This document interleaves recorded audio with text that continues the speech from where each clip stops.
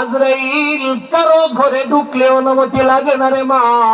আজরাইল যখন কারো ঘরে যাইতে চায় পারমিশন লাগে না।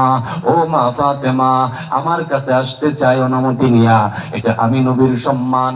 মারে আজরাইলকে ঘরে ঢোকার অনুমতি দিয়া দাও। আল্লাহর নবীর অনুরোধ ক্রমে ফাতেমা আজরাইলকে ঘরে ঢোকার অনুমতি দিয়া দিলেন। আজরাইল ঘরে ঢুকিয়া আল্লাহর নবীর মাথার শিওরে বৈশা সালাম জানায়, ইয়া রাসূলুল্লাহি ইয়া হাবিবাল্লাহ, আল্লাহ তাআলা আপনাকে সালাম জানাইছেন, বলেন না আল্লাহু আকবার। নবীজি আল্লাহ তাআলা আপনার কাছে জানতে চাই, আপনি কি দুনিয়াতে থাকতে চান নাকি রফিকে আলার সাথে সাক্ষাৎ করতে চান?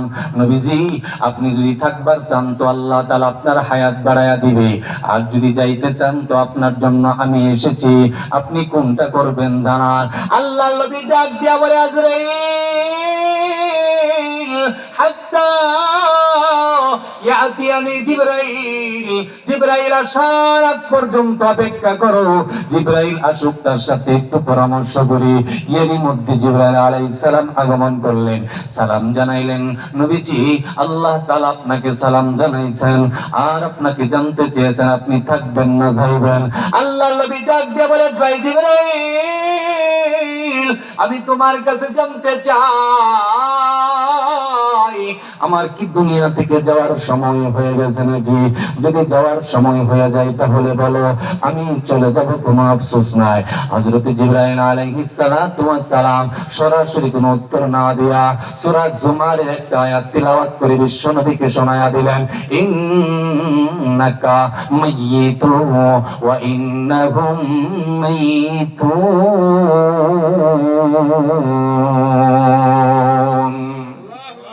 জানায়া দিলেন, ইয়া রাসূলুল্লাহ নবী গো আপনিও মরণশীল, আপনার শত্রুরাও মরণশীল। যারা আপনাকে জন্মভূমিতে থাকতে চায় না তারা বাঁচতে পারবে না। নবীজি আপনি নবী হয়েও আপনি দুনিয়াতে বাঁচতে পারবেন না।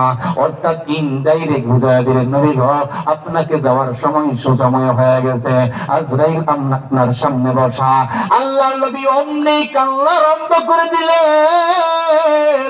আল্লাহ নবীর চোখ থেকে সরসর সরসর করে পানি পড়তেছে।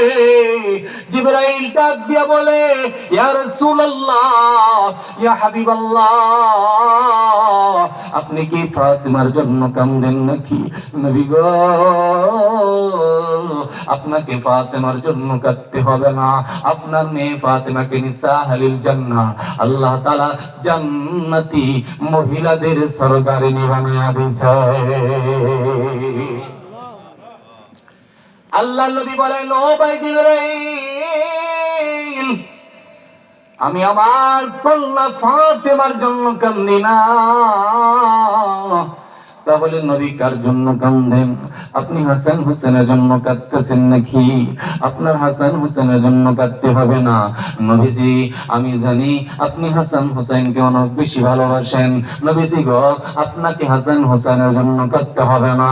আপনার হাসান হোসেনকে শাবাবি আহলিল জান্নাহ আল্লাহ তাআলা জান্নাতি যুবকদের সরদার বানায় দিয়েছে, বলেন না সুবহানাল্লাহ। আল্লাহ নবী আবার ডাক দিয়ে বলে, জিবরাইল আমি ফাতেমার জন্য কান্দি না, আমি আমার হাসান হোসেনের জন্য কান্দি না।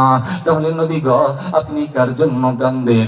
আল্লাহ নবী চোখের পানি ফালায় আর কান্না জড়িত কণ্ঠে ডাক দিয়ে বলে, জিবরাইল আমি কান্দি আমার গুনাহগার উম্মতের জন্য। ও বাবারা, পর্দার অন্তরালের মা, আমার আপনার নবী আমার আপনার জন্য মাতৃভূমিতে থাকতে পারে নাই।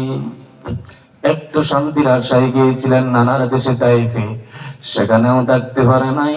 তাইফবাসীরা আমার নবীকে এত যন্ত্রণা দিয়েছে, দুষ্ট ছেলেদেরকে লেলায়া দিয়েছে, আমার নবীর শরীরে কঙ্কর নিক্ষেপ করে, আমার নবীর শরীর থেকে রক্ত জোড়া রোজার মধ্যে লাগা যায়। জিবরাইল ডাক দিয়ে বলে, ইয়া রাসূলুল্লাহ আপনি খালি অনুমতি দেন, এই পাহাড় গুলাকে আমি আদেশ করি, এই পাহাড় গুলা চাপ দিয়ে এই তায়েববাসীকে নিষ্পেষিত করে দিবে। আমার নবী বলে, না না, যদি তারা দুনিয়া থেকে চলে যায় তাহলে আমি কার কাছে কালিমার দাওয়াত দিব? ও জিবরাইল, আমার নবী তায়েফে গিয়েও শান্তিতে থাকতে পারে নয়, নিজের মাতৃভূমি ত্যাগ করে হিজরত করে অন্যত্রে চলে যেতে হয়েছে। বারবার আমার নবী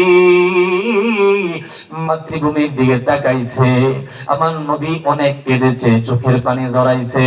ও জিবরাইল, আমার নবীকে বলো আজকে চোখের পানি বন্ধ করার জন্য, আমার নবীকে বলো কান্না বন্ধ করার জন্য।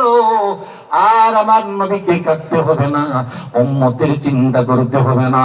আমি আল্লাহ তাআলা ঘোষণা করলাম, আজ থেকে নিয়ে কিয়ামত পর্যন্ত আমার নবীর উম্মতের দায়িত্ব স্বয়ং আমি আল্লাহ নিয়ে নিলাম।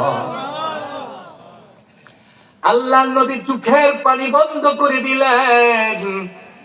মুচকি হাসি দিয়ে আল্লাহ নবী আজরাইলকে ডাক দিয়ে বলে, ভাই আজরাইল, এখন তুমি তোমার কাজ করতে পারো, আমার কোনো আফসোস নাই। দুনিয়াতে আমি আর থাকতে চাই না রে আজরাইল। আজরাইল রে,